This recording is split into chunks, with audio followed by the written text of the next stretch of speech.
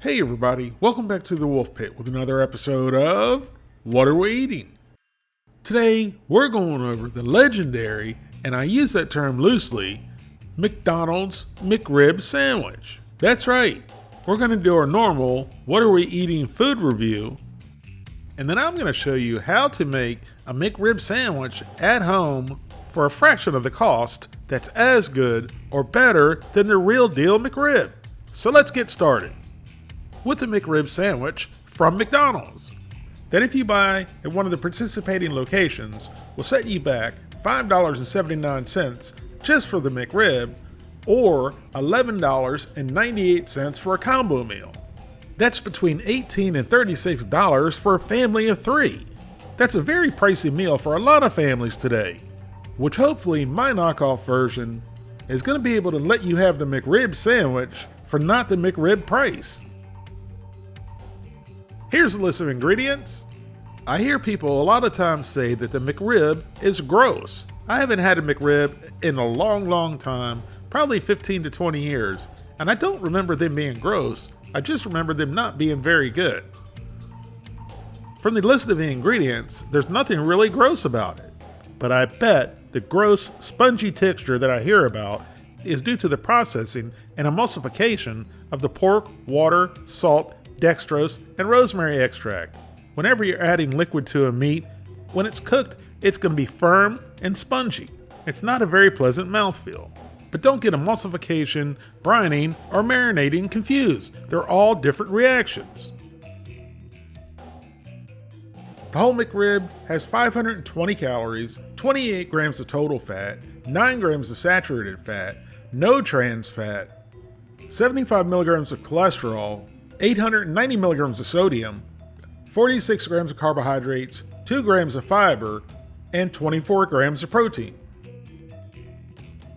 $5.79 McDonald's McRib right from the drive-thru and right into my house. Now let's get it out of its new paper container. If you're my kind of pain age, you remember the styrofoam containers. That's when McDonald's knew how to do stuff, like fry French fries in beef tallow. Now let's nakedify our McRib into her beautiful nakedness glory. Now this here McRib is something you definitely don't want to undress before you eat it.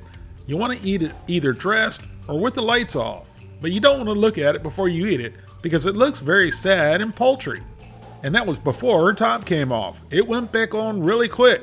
I, the person, already know that you, the people, know that I should not be judging anyone on looks, or even buns on looks, or even sandwiches called McRibs on looks.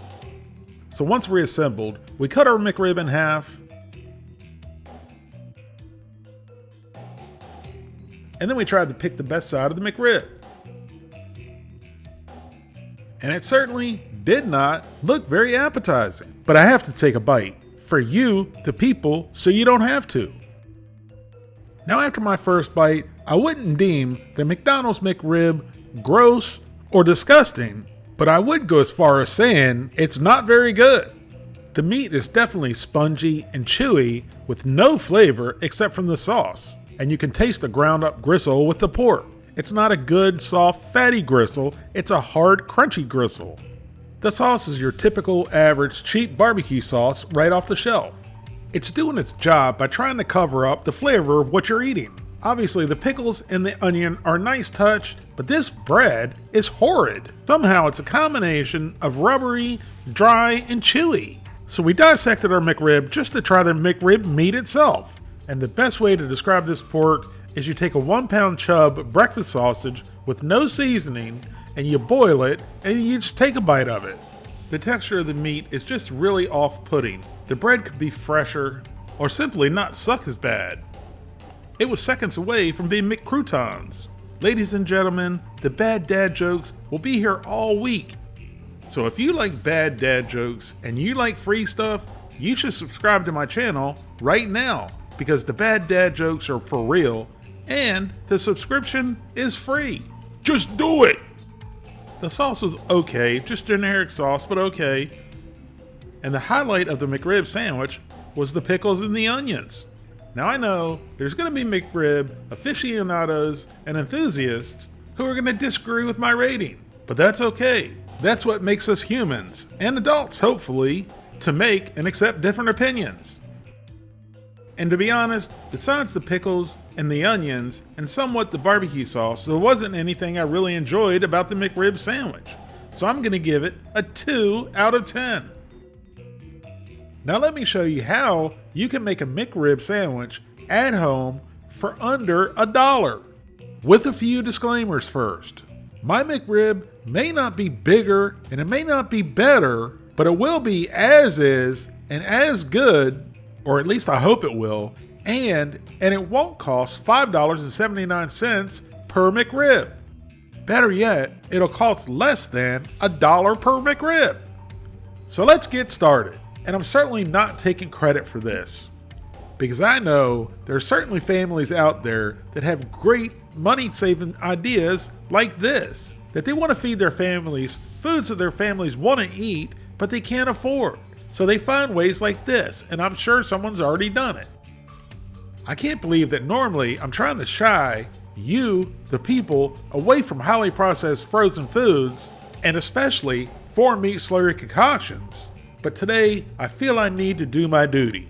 And if you're going to eat highly processed garbage foods from a fast food place and pay $5.79 for it, let me at least show you how to save $4.79 per McRib to do so. Now, I've tried these a few times and I've done videos on them, and I haven't liked them one bit. And that's why I thought they'd be the perfect fit for a McDonald's McRib sandwich. Am I being redundant when I say McDonald's McRib sandwich? Is it just a McDonald's McRib, or is it a McDonald's McRib sandwich? You, the people, please let me know. This box of 6 Banquet backyard barbecue boneless patties that are made with pork and chicken in a barbecue sauce weighs in at 26 ounces and costs $3.57. Here's the list of ingredients. And for the purpose of showing how cheap we can make a McRib, I don't even care about the TVP. There's 6 boneless barbecue pork, chicken, and TVP patties per box. Each patty has 170 calories, 7 grams of total fat, 2.5 grams of saturated fat, no trans fat, 30 milligrams of cholesterol, 480 milligrams of sodium, 18 grams of carbohydrates, 2 grams of fiber, 9 grams of sugars, and 8 grams of protein. So if you add 170 calories from the foreign meat slurry concocted patty plus 170 calories from the bun, you have 340 calories total for the homemade McRib versus 520 calories for the McDonald's McRib. Now here's our Banquet barbecue boneless patties right out of the freezer and right out of the box. And now we slit the film and they go into the microwave on high for 7 minutes. And then after 7 minutes, we give them a mix, and then they go back into the microwave for another 4.5 to 6.5 minutes. While our boneless barbecue patties are heating, let's get our rolls ready. And all I have here are mini hoagie rolls that I sprayed each with a little bit of Pam cooking spray and then sprinkle with sesame seeds and then bake in a 350-degree oven for about 3 minutes just so the seeds would stick to the buns. Only to find out that McDonald's McRibs aren't served on sesame seed rolls. But now, Larry Wolf's McRibs are served on sesame seed rolls. In hindsight, I would have toasted these lightly in a skillet with a little bit of butter. Now here's our boneless barbecue patties after microwaving for a total of 13 minutes. So we tossed our patties around to get them nice and saucy. Now we're going to have our boneless barbecue patty to our buns.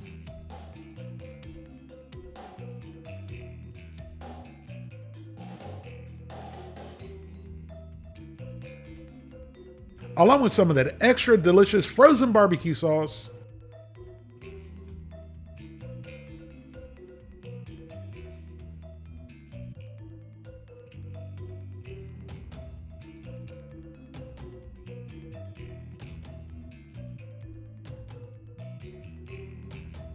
And then finally some sliced yellow onion.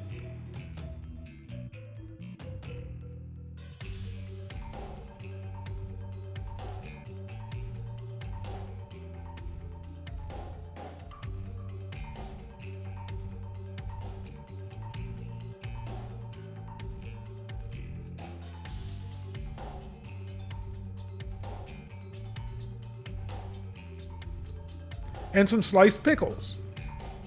And I didn't add those in the total cost of a sandwich because everyone doesn't like them, and most people probably have them hanging around in their fridge, so it's a free item.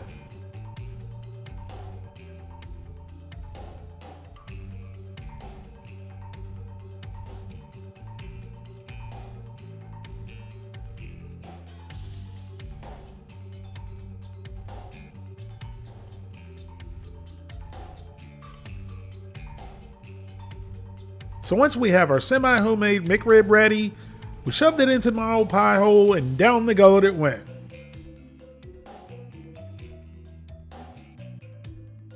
And there you have it, a semi-homemade McRib that cost less than $1.